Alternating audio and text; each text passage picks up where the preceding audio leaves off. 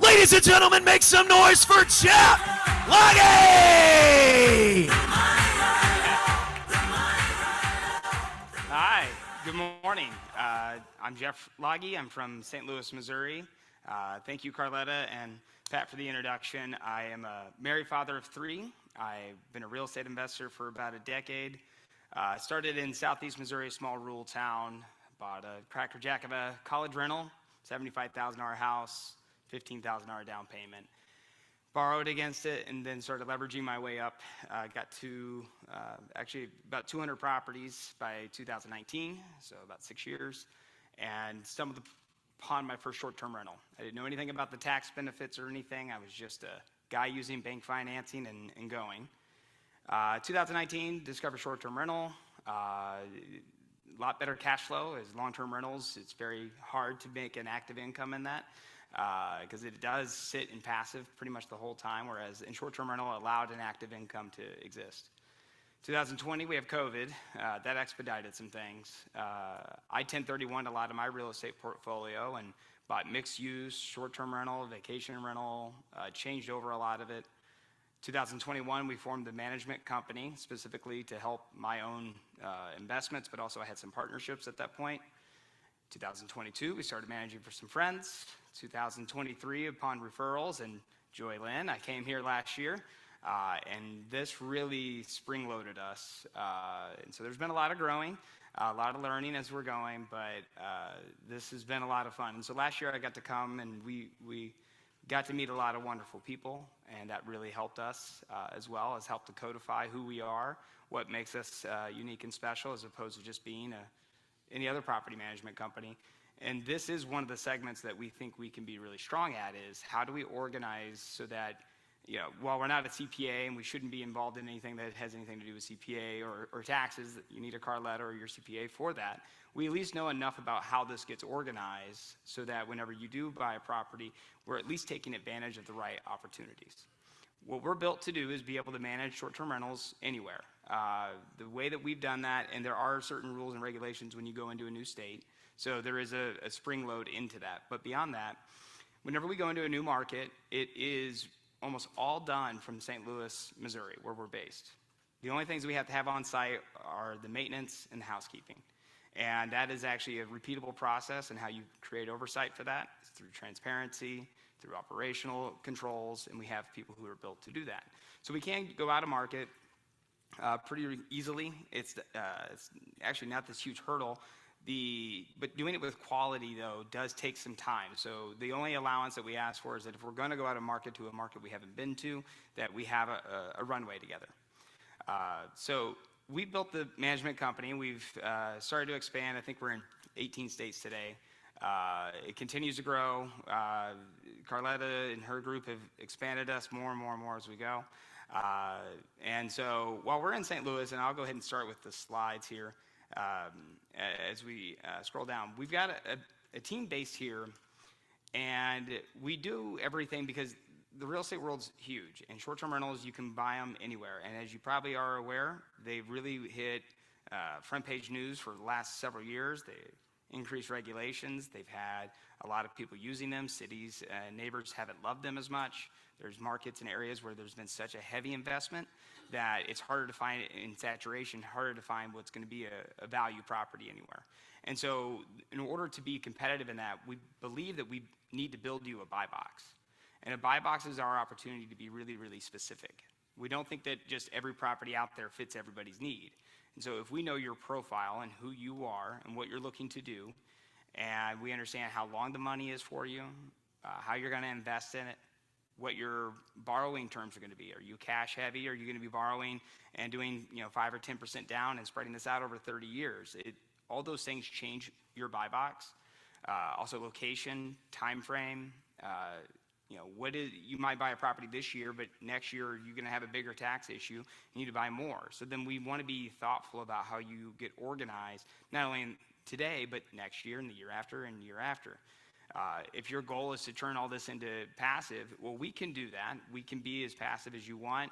We do have a rule set that, we'll do everything unless you want to be involved in A, B, and C. That can be your call. You can be alerted for maintenance orders, or we can just ask you permission if we have something that's going to be a life safety issue. But if it's over $500, basically, we'll ask permission. Otherwise, we'll just do it. You get your payout, and everybody should be able to work happily with that.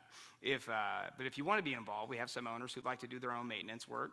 They live near the property. That's fine too. It just depends on the person. But all that's systems. So when we build a buy box, whenever we're looking in a world that's pretty big, there's just here in Dallas, there's 10,000 short-term rentals, and that's grown. You have more and more saturation, more and more investment. Today, 18% of the end user will stay in a short-term rental as opposed to a vacation, as opposed to a hotel. 5 years ago, that was 9%. So while the saturation of investment and inventory has grown, so have the number of people who are actually using these. We believe in data, so instead of using and looking at the world and saying, okay, well, there's 10,000 short-term rentals, well, we only care about the market comp that property and that demand is interested in. So, and I don't know, and we can use this if we can, I can show some of the tools that we have. And this is kind of my bio. But if we want to go ahead and go on over to AirDNA, and I know I'd give you a minute on it. So there's multiple different softwares out there, and these are available to anyone, but there are some that we just use that we have, enterprise model to. In those, we can sit there and look at a market. So let's say that we've defined a buy box on someone. We build your profile. You're going to invest $75,000 to get your cash on this. You're looking to achieve this kind of a tax deduction. You're looking to whatever your A, B, and C's are going to be. And we have about 6 criteria that we try and refine. From that, we're going to go and create where are areas you want to go. Some of these might be vacation-based. Some of them might be softer in risk profile. You might want something that's an emerging market. You might want something. It just kind of depends. So from that profile, we're going to, and as you can see here, this is AirDNA. It's going to show every market. So this is showing 30 markets, and I think the segment that was last logged in on this was rental demand was at least, say, 80. It had a regulation of, score 50 or below. And the darker blues are going to be where there's a market demand that's higher than what the supply is. And then the lighter blue is going to be a higher supply than the demand. And so we can go down, we drill into the market, you drill into the sub-market, and you figure out where does that buy box exist in an overlay. And so let's say you've got that $75,000, you're going to buy up to a $400,000 property that includes furniture and everything. The goal is to offset $100,000 in income on that. And so we'll go through that and go, where does that exist? Where do we get our capitalization rate that we're hoping to achieve and our cash on cash? And then our job is to achieve that. And so everything that we'll do beyond that, after going acquiring the property and searching it and organizing all that, is that we actually have to execute. And so we try to hold ourselves to that accountability that this was the projection and this was our performance as we go. And it takes us 90 days to stabilize, 12 months to really know how we perform, but that's the expectation. So in AirDNA, we can scroll, and if you want to just click any of them, Wisconsin Dells, it doesn't matter, any of them. And that's Charleston, South Carolina.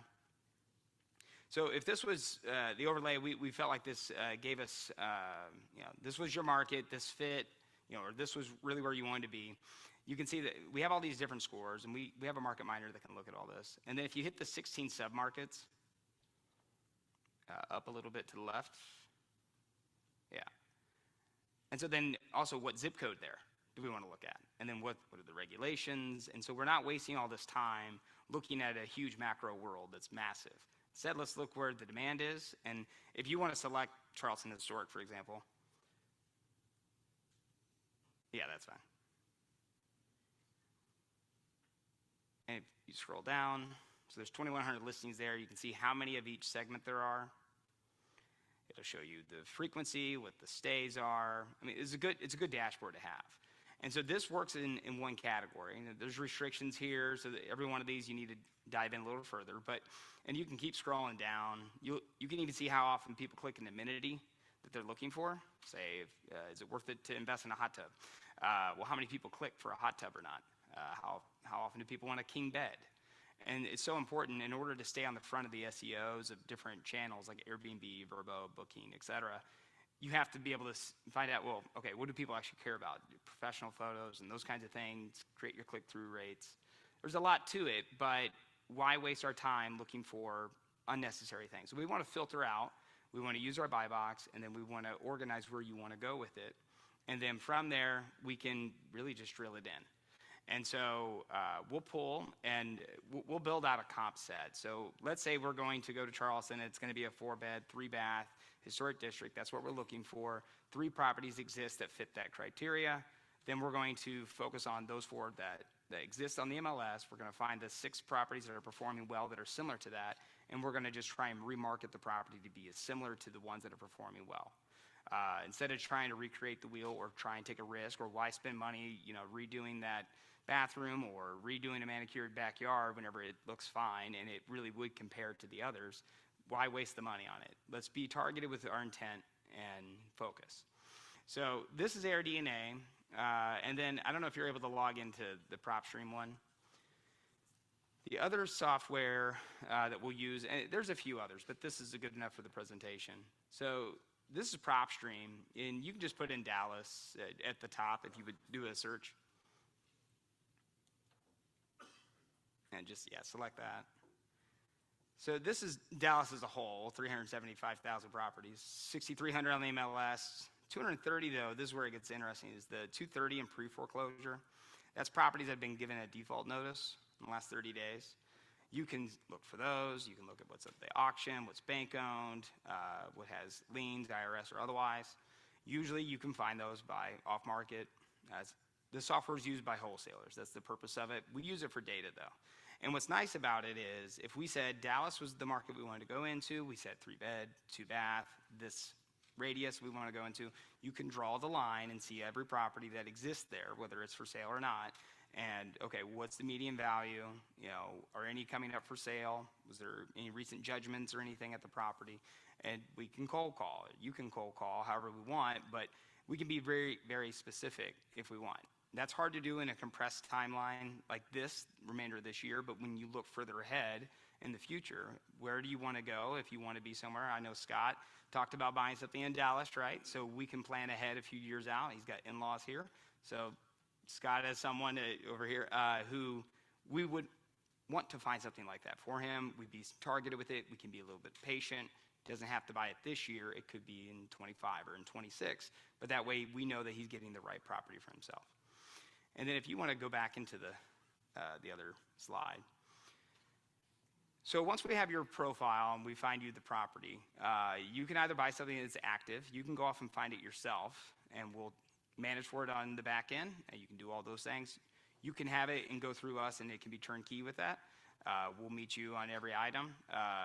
Depends on what you want. We track everything on our part, so if you want an itemized receipts and those kinds of things in hours, we can do all that. The onus is really on you to do that because you're CPA, and Carlotta is going to expect it in a certain format. And we're not a CPA, but we do know how this works, and so we'll make certain that everything is organized for you. And so, and if you can scroll further down, there's also just turnkey properties out there. Because of the oversaturation that's existed in short-term rentals, if you go to some markets like a Scottsdale, Arizona, or even here, Dallas, or some other places, there's a lot of people who bought COVID 21, 22, 23. They bought short-term rentals. They haven't made the money that they expected to or hoped to, and now they're wanting to sell.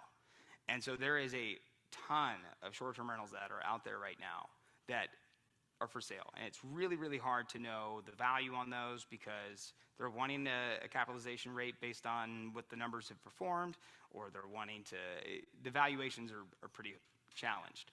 And so looking for active short-term rentals, they're out there. We have some that are already for sale. If you can go a little further. Yeah, so, and this is just a Google sheet. It ties to our website. We update this all the time. We always have some properties, whether it's something we're managing and someone's looking to sell it, we'll throw it on there. If it's something that we have already in-house under contract, it could be something we got off market. It could just be one that we know of. Yeah, that's right. And so some of them are crossed out because they are just got under contract. But basically, we have a link, so these are always on there. These are 100% turnkey. They're active short-term rental. They would meet the qualifier without you having to do anything. In a perfect world, we would have your profile, and we would do a map overlay with this on it. And then you do conditional formatting to see what the numbers line out. So your cash on cash need to be 15%. Your cap rate need to be 12%. A, B, C, D, E. Everything that you need to see, we should be able to map out what properties fit. If none fit, where do we want to go? And then there's another page of this. Yeah, and some of those are mixed use, they don't count. Yeah. What? Is that a question? Sorry. Any 18 to 23? Oh, any 18 to 23-year-olds go to engage. Okay.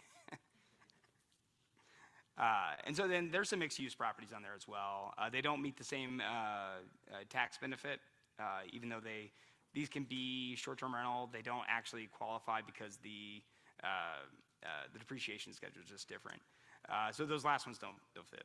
But you can go ahead and scroll next. And so these are just little PDFs on them. I was told to bring active properties that people could buy. So these are ones that we have. And so these will be up in the link that everyone's able to see. And most of these are pretty much in Missouri, where I am.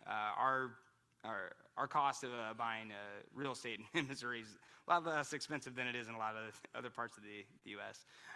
So that's what I am bringing today. But the majority of this it's just who you are and what you want, and where you are in life.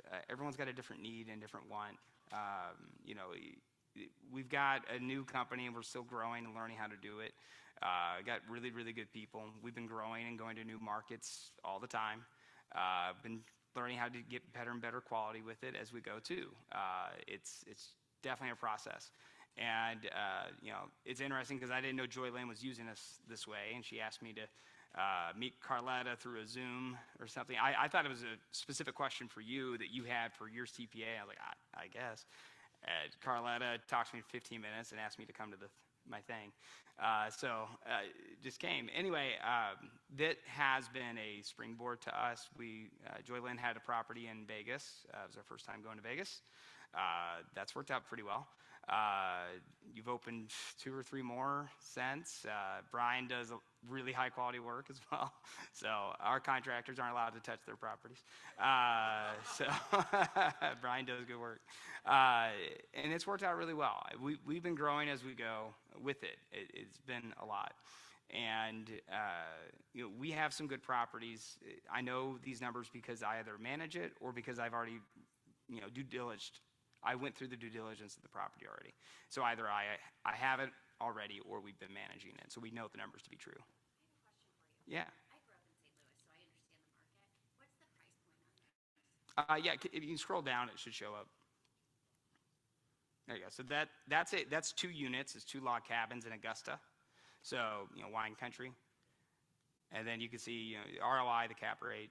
And then there's a number down there. If you want to just kind of scroll through. The average daily rate on that is for both units. The David Hoffman property.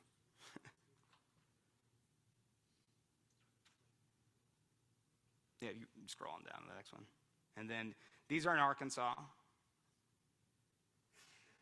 Hot Springs Village area. And so, these are lower cost states to buy property in. There's still a demand, there's still a market for it. It's easier to hit your numbers as opposed to going to California or Florida where you might spend 1.5, 1.6, and you really need your numbers to hit. And those can be a challenge. So, most of the wheelhouse on this stuff is going to be properties 500,000 and below. That's going to be a little softer of a risk. It's going to be easier to 1031 out if the numbers aren't going like you'd wanted. And we don't want to just go anywhere with it. Like, we want to find areas where there's demand. Yeah. Do you have a feel for like batting average? How many of these will work out? How many of them will sit empty for months? Nothing will sit empty. Yeah. So we're sustaining 82% occupancy rate as a company. So the booking part's the easiest part. That is actually very easy. Most management companies are down. We're up 8% this year on our booking rates, and that's actually because everything is on the SEO of those channels. So Airbnb has a different market segment. We have a direct contact there. We actually manage for employee number 17. Their segment and their process is completely different than Booking.com, than Vrbo. So staying on the front of those channels is key. I mean, you can go to Airbnb right now, look in Dallas, and it's gonna be just pages and pages and pages. And no one's booking on the second and third page. So how do you stay on that first page is really important. And there's key data to that. So staying on those first pages, you have to. But as long as you're on there, it's relatively easy to keep them booked up. We don't have anything that sits. The only things that will have any kind of an occupancy will be very seasonal properties, like some lake properties. We have some Lake of the Ozarks. Those can sit a little more in the winter, harder to get fishermen, or you just don't want someone renting the place for $150 a night. So those would be the only places that we would struggle with. And even that's like 65% occupancy. So when you underwrite the property, you should qualify it as what would it do if it was a long-term rental? So that if you had to pivot out of it, are you going to be cash negative?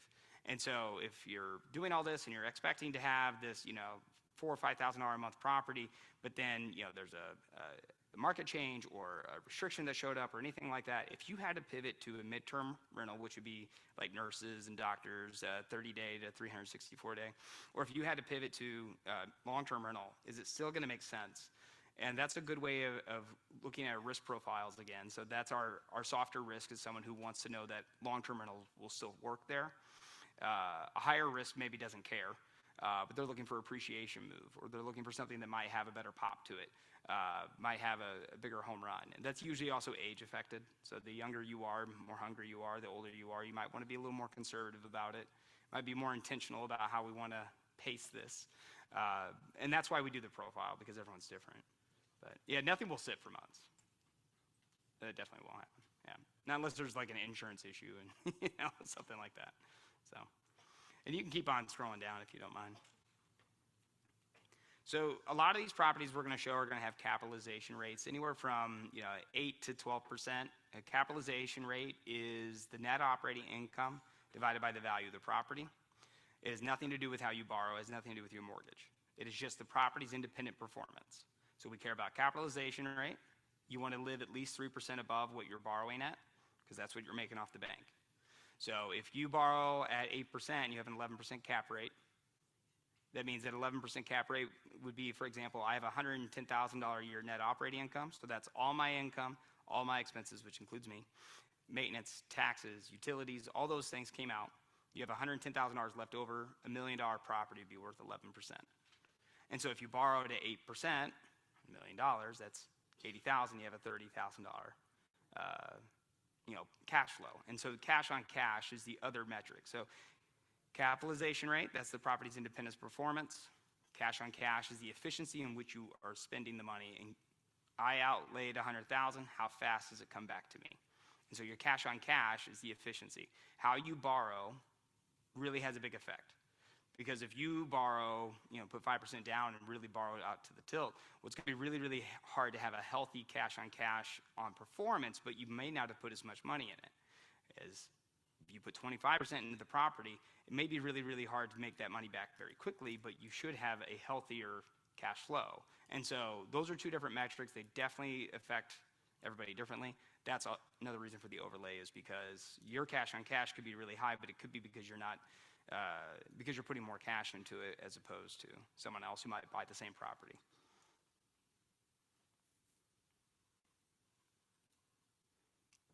And you can just keep on scrolling. So most of the properties are going to be between, I think the minimum that you're going to find anything that makes sense is usually 50,000 is kind of stretching it. For anything to make sense and be comfortable, it's about 100,000-ish to do. If you buy a $400,000 property, like Carlotta said, it's about 25%. So you're offsetting about 100,000 worth of income on that. Again, that depends on the CPA and your taxes.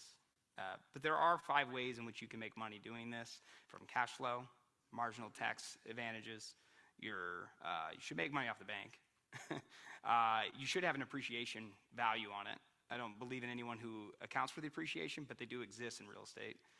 Property should go up in value higher than inflation, but I don't want to count on it, but you should. And the nice thing is, as you do this, you should be able to 1031 out of this. If you buy something and it's a pivot or it's a temporary, you have an asset, you should be able to pay toward, as you make your cash flow every month, you're paying off your mortgage. Hopefully that in 2 years you want to do something different because your profile has changed, your life is changing, you should be allowed to do that. Not every property needs to be a legacy property. Yeah. I'm embarrassed to ask, but what do you mean by 1031 out? Yeah, so if you buy a property for $100,000 and you put $20,000 down on it, and then 5 years from now you've paid off, you owe $65,000 on the property now, and the value's worth $130,000. Well, you could sell it and put that money in your pocket, but you're gonna have to pay capital gains taxes on it. If you pivot from that property and you buy a like-kind exchange property for it, so another property of its similar value, you can actually put and buy another property for $130,000 or more, or you could move into one of the syndicates, and that's a 1031 exchange. It means that you don't actually take any money out at closing. You would pivot that property to another property.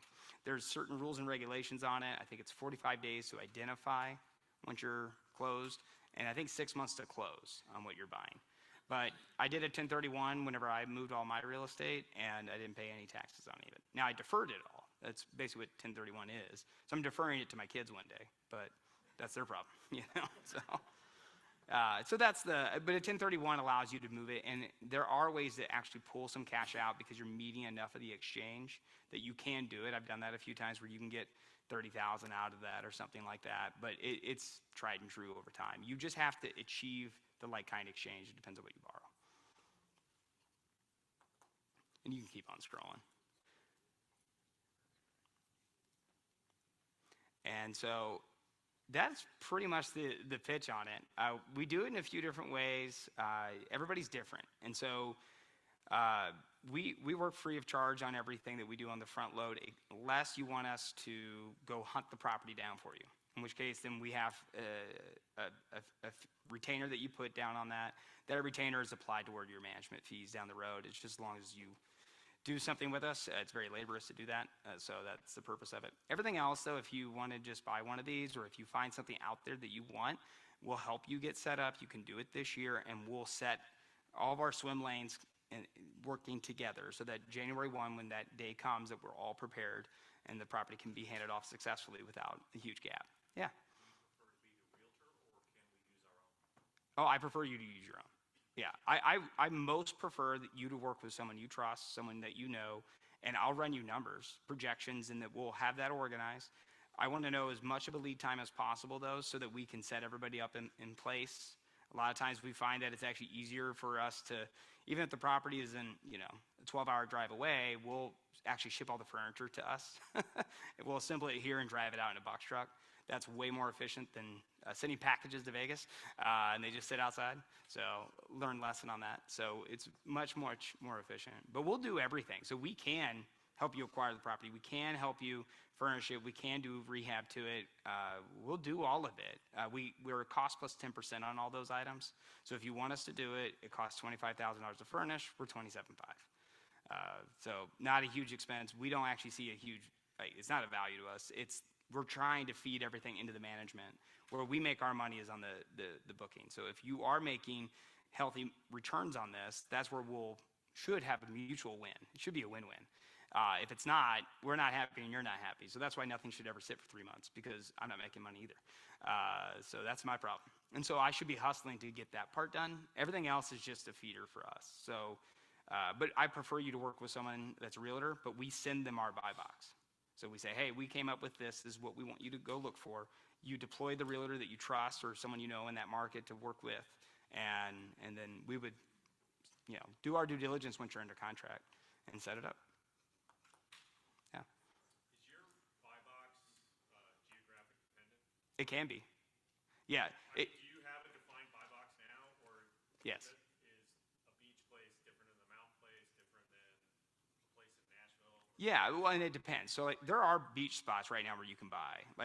Just looking at Jupiter, Florida, which is the Stuart, Florida area. It's an amazing little market still. It's just north of Fort Lauderdale. You can buy anything on the inner waterway for $250,000, $400,000 range. That's a great little spot, and that's still waterfront. There are spots all over, and you can find the same thing in the mountains. You can find the same thing in Gatlinburg, wherever you might want to go. It just depends. So usually we have a buy box profile that we organize. So it's finance based, but it's also what your interests are. So if you and your wife travel, you guys like to boat, well, then maybe we find a lake property that makes sense. I can tell you that the SEC areas are predominantly really strong right now. Oklahoma, it's really hard on the far coast, west and east, but Gatlinburg's a great market still. There's plenty of markets to find it. So what your box is also your lifestyle, and your lifestyle, because you should be cool to be able to use it. That's the goal anyway. I mean, my wife's a school teacher. We have 3 kids. We're at the Lake of the Ozarks pretty much all summer. I just got back literally Tuesday. And we go down all the time, but we don't go during the school year really because it's hard to get out of town, but it makes enough money to justify that. So it hopefully is a free vacation house and we just go between stays. But the box can be geographic. We like to segment though, instead of going mountain looking and beach looking at the same time. It's too challenging. I want to organize you into one location or geographic region whenever we finalize that box.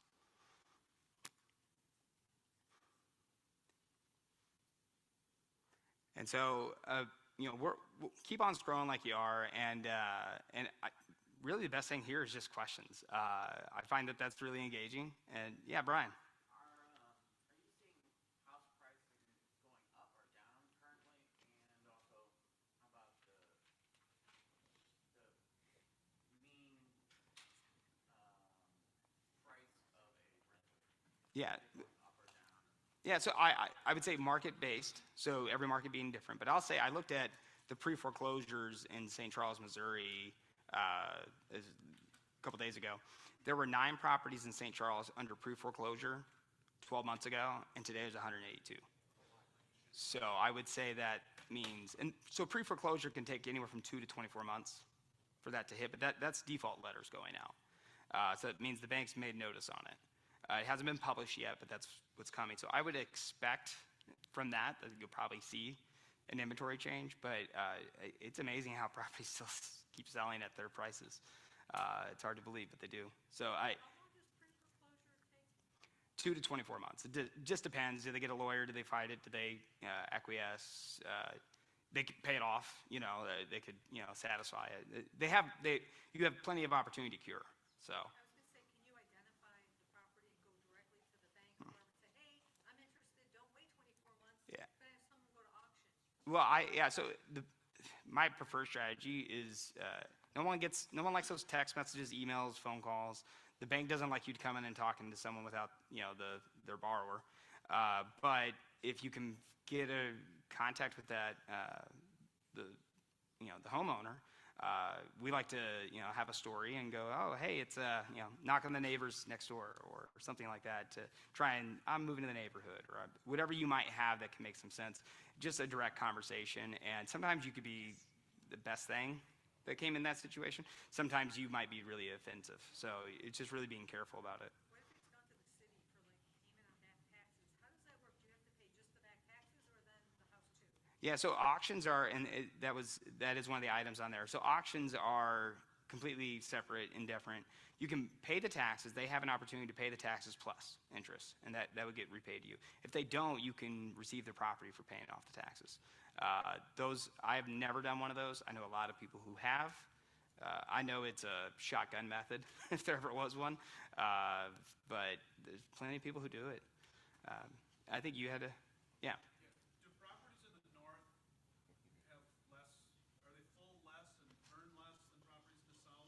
Yes. So is that a thing to consider? Yes, absolutely. You want a lake property in Georgia or Tennessee, not Michigan, for sure. Yeah, so for sure. It's just a challenge. You get that you have to make all your money between Memorial Day and Labor Day in that time. And it's just a challenge. It's so hard. You busted pipes. It's all of it's a challenge. It can be done. Just a challenge. Whereas you go further south, the SEC, an hour's drive within an airport in a metro area, do really well. There's continual demand. They're continuing to have population growth. That's doing well. Texas is doing well.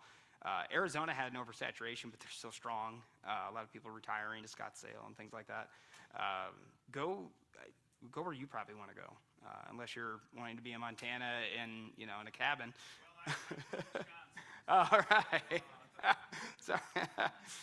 And actually, the Milwaukee and some of the regional areas there actually do really well. Closer to the colleges too, they do really well. There is also some regulation, But yeah, they do well. It's just the seasonality part is hard to overcome. That winter is so challenged. Hey guys, I got the catch box. If you want to raise your hand, I think you're giving Oh. the sound engineer a heart attack over here. Could you maybe explain a little bit about the burr method and how that may be beneficial for some of these guys? Yeah, so there's probably 24 different ways to buy real estate.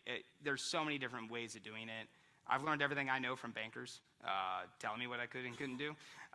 So burr is it's buy for cash, rehab, rent it out, refinance. So BRRR. And so burr is the most efficient, best strategy to get to if you can, because it will protect you the longest and the safest on what you're doing. It also allows your money to be the most efficient. So when we get to cash on cash, it becomes almost irrelevant. So if you bought a property for $200,000 and did a $50,000 rehab, and it was worth $300,000 when you're done, you increase the value by $50,000, and you have it renting. Go to the bank with the property free and clear on the deed, and you come back to them and say, "Hey, give me a loan at 75% loan to value," which is what, $225,000 or so. And so they'll give you a loan for $225,000 on your $250,000 investment, and now you're in this whole property $25,000. It should be cash flowing at that point, and that is the most efficient. It's cash heavy. You don't get as efficient of tax advantages, but you could do 4 of those in a year, and you could achieve the same outcome. And it's a really fast way to grow real estate as a whole. But it is capital heavy to get to. Do you ever see a mix of short term? So with the seasonality issue, you got a beach place. You're renting it during the summer, short term. It's sitting empty in the winter. Is there ever a strategy of mixing long term or midterm and short term? Yeah. So and what are the implications of that? Yeah, absolutely. So midterm rental is a great pivot whenever things are slow. So we have a number of properties in St. Louis City where we have a 4-unit building with 1 bed, 1 bath in it.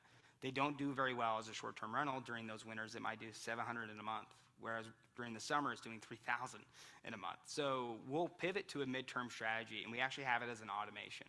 So we're encouraging nurses and engineers and anyone who's displaced or anyone needing something longer term, and we actually schedule out the pricing so that it's going to encourage a stay longer. And we want to do anything we can to try and get that $1,500 a month for midterm during that time, because we'll know that at least we're guaranteeing our rates. And then whenever our demand segments start to pick up, say in March, mid-March usually, whenever that starts to pick up, the pricing becomes a little bit too unaffordable for midterm to justify itself, and then that's when short-term start to encourage it again. So we do what we can to fill it. It's a natural pivot. Are there websites designed for that midterm market though? Yes. Airbnb is obviously short term, but Yeah. Furnish Finder, Care, there's several. We actually posted to Zillow too. We get most of it from Zillow, just like you would, long-term rental. Yeah. On average, do you have a return on investment percent, like 6%, 10%? So so you own the house. So I don't actually know in the end what you actually get. I have projections, and I know how I'm doing on my projections. So I know that last year I undercut myself by 6%. So I undersold.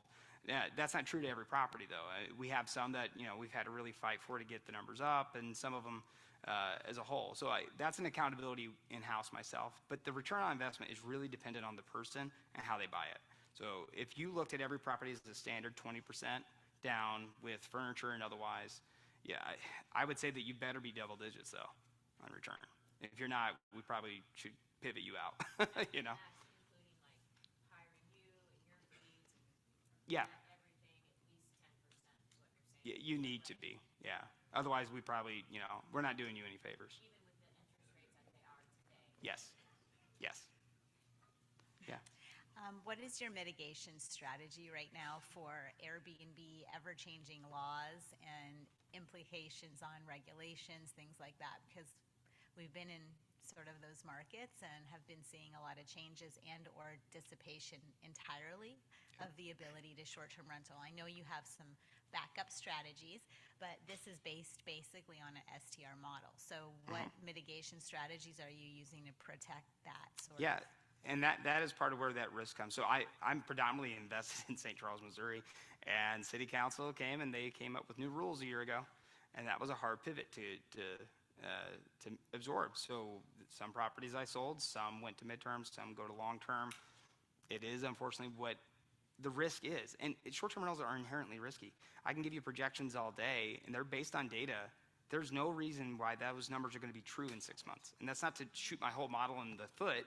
It's still a good thing, and they should be there. But that's part of this risk, and this is part of knowing that we have to be prepared to make a pivot at all times. And that's where this profile is not only short-term rental.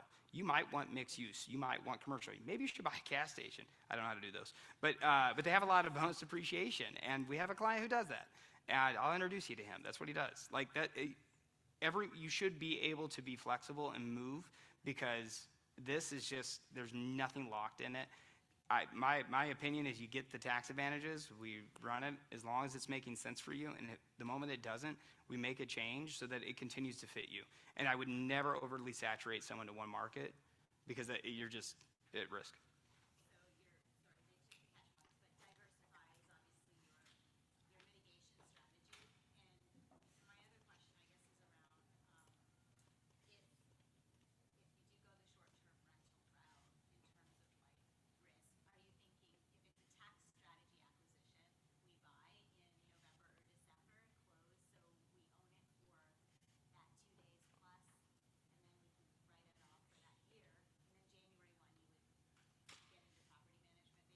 Yes.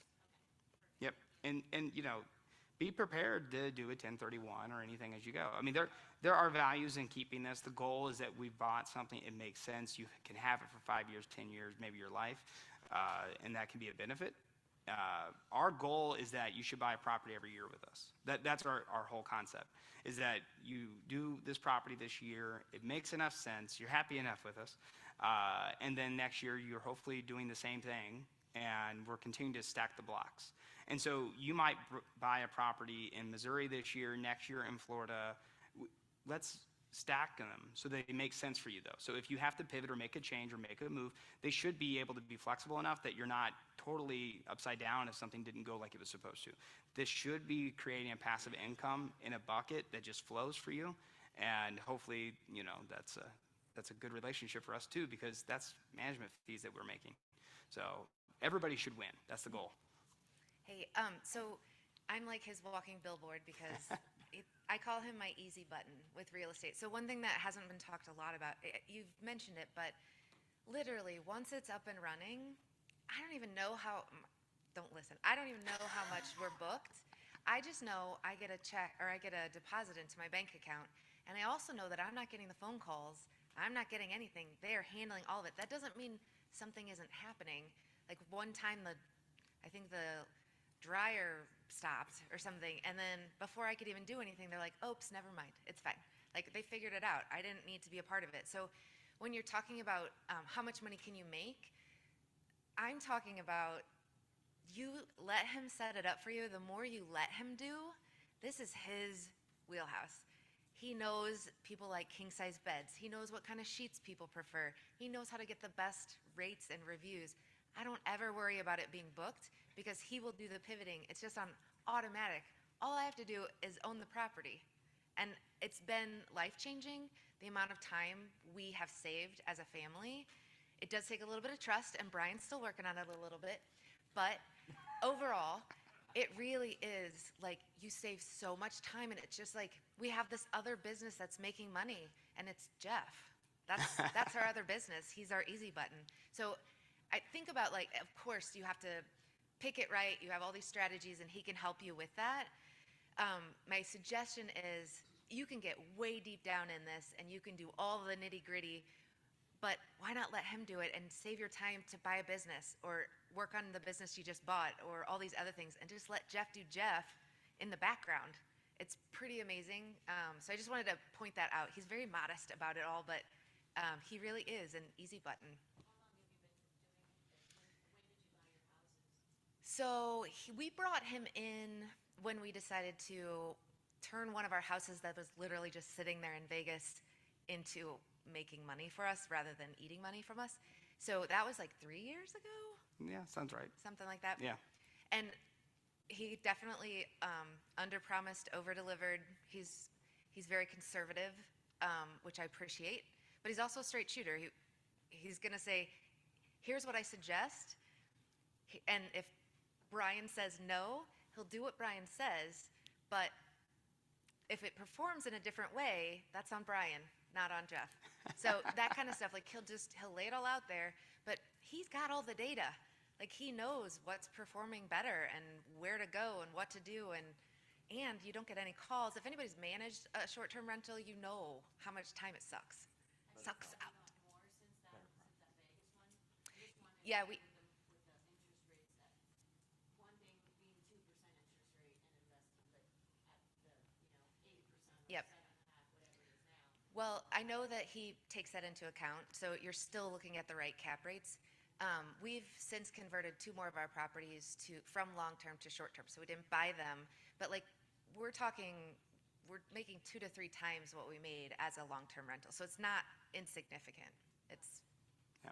And when we do this, so we have an initial projection we'll put up, and they're not due diligence. I mean, that's just a projection, and then we'll refine it. So then we're putting in what's your estimated utilities and all those things in there, because what's the real number? These are projections.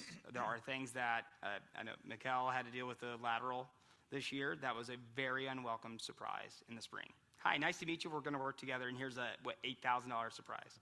Those things unfortunately do happen. It's terrible, and it's got to get done. And we want to do the best you can to protect from every event and everything that you can think of and see, and do the best you can with it. Those are just part of some of these, unfortunately, the risks that come with it. And hey, it's done for the next 100 years, but it's just part of what happens with it. And so we're going to put in there, we have 3% for cash reserves. That's going to be, you're going to have to replace a couch in 3 years because it's worn and torn. And you don't typically have to do that in long-term rentals. So 3% of your every dollar that comes into this property, I would love it if you would keep it in a bank account somewhere, so that whenever we go do our inspection, we say, hey, you really could use a decor refresh. We really believe it'll help. It'd be $1,500, but it'll help things. And we do buy decor intentionally with that in mind, that we're going to have to do that at some point.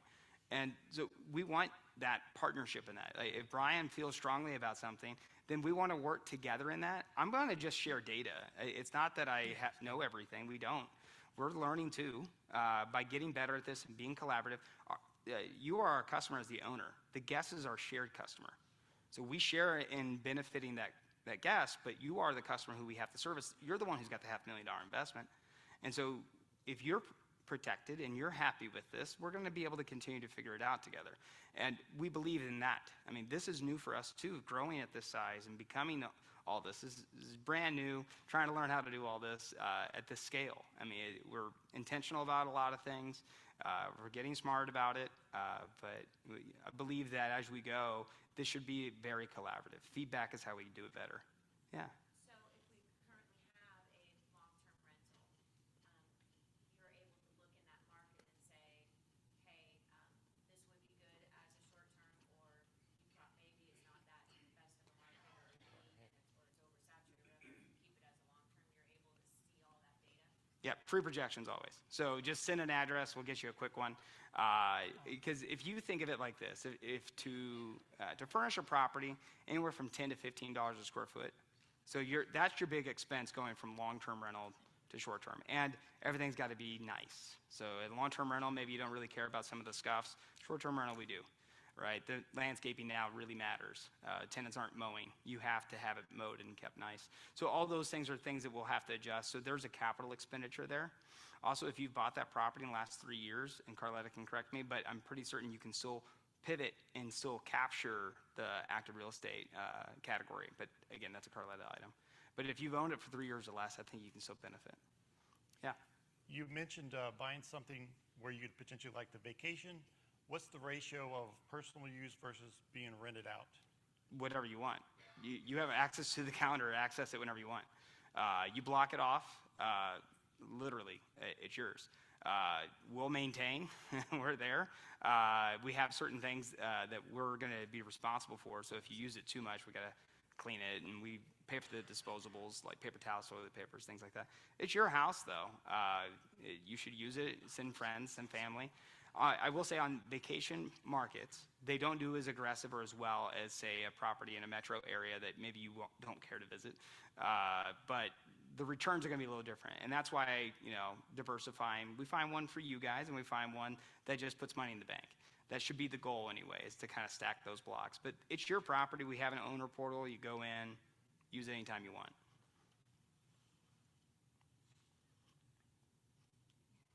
All Jeff. right. Hey, back here.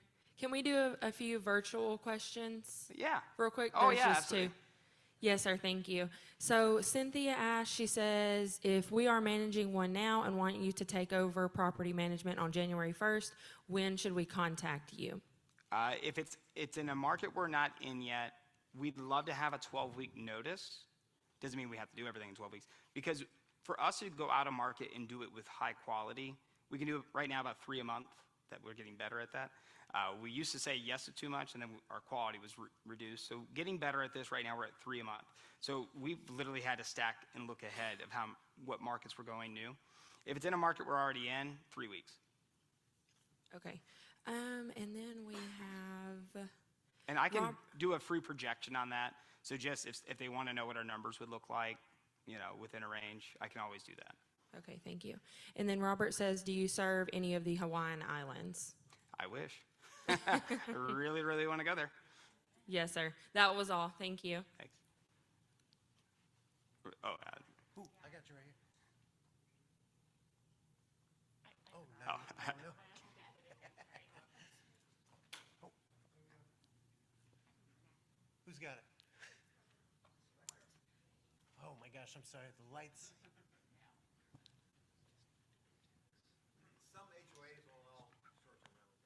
Right. Yeah, and you can go to war with HOAs. They're unpleasant. Yeah. Depends. It's amazing how few of their bylaws cover what they try to restrict, though.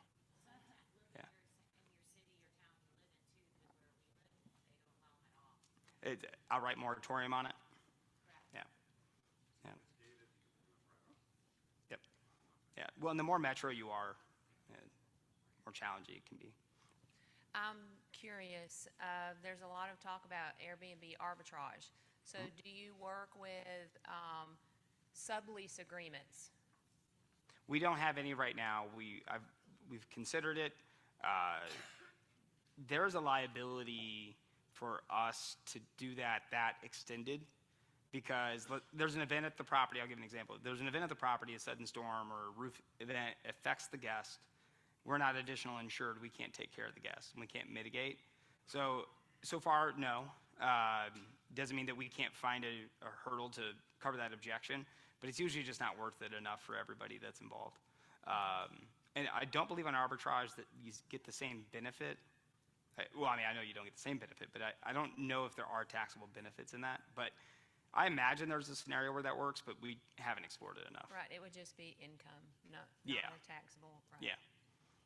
Okay, thank you. Yes. I didn't know about the speaker's box. Sorry. Thank you. So I have 3 family properties that have been in my family for a while. They're not located next to any beach or mountain, but they are located next to 2 universities. And I've been kind of discussing with my family how to make this more efficient because the process is self-managed and very slow. Is that something that your company would normally take on, like even if it's not like a beachfront property? Oh, yeah. Or Yeah, university towns, they're amazing. I actually prefer those. Yeah, absolutely, 1,000%. Destinations are actually really crowded and challenging, and it's really hard to see the ROIs in those communities. Whenever you find the more the rural the region, the better. Okay, good to know. I'll be reaching out. Yeah, yeah. If there's the fewer hotels, the more us, the better. So. Does your management fee change depending on the location or how easy or difficult it is for you to manage it? Like, are there certain areas where, like, it's just... No, we're 20% of base rate, so that's our flat. So if it does 100,000 a year, we're 20. If it does 50, we do 10. We want mutual incentives. There are areas where we will say no because we don't think the property will be safe. We don't want to book anything that has a median rental value under $150 a night because of what it attracts, unfortunately, is when people pay, get you better gas. Our comms team doesn't like that. So who they have to deal with sometimes. So we just have more of a minimum in which we want the criteria to be the right yes. And so we've defined internally what a yes is to us. That's a yes owner and a yes property.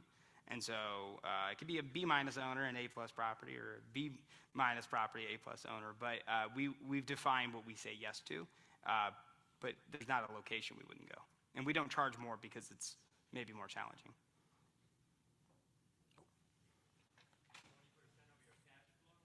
20% of the base revenue. So base revenue, so to break that out, most items, there's all these gross revenues, and you see all these fees. They don't actually affect things because you don't care about the taxes, you don't care about the cleaning fee, because we charge the cleaning fee, we keep it, we pay out cleaning and all the expenses related to it. So the base revenue is the thing we both care about. And so base revenue, if it did, say $100,000 a year, like this one right here, we've got base revenue at $95,000. That's based on that average daily rate multiplied by occupancy multiplied by 365. That gets you your gross revenue. We're 20% of that number. So on this property, we'd be $19,000 a year. The NOI, the $60,000, that includes our 19 that we received. So your $60,000 is your NOI, and then you service a mortgage.